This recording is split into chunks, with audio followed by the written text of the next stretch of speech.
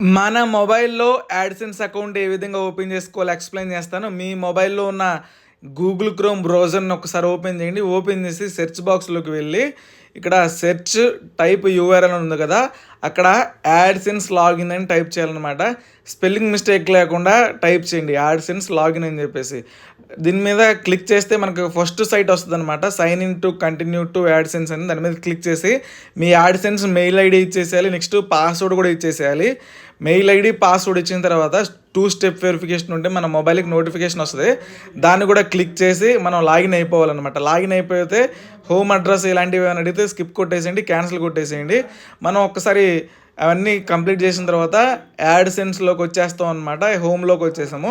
ఇక్కడ నుంచి మనం అయితే యాడ్‌సెన్స్‌ని యాక్సెస్ చేసుకోవచ్చు.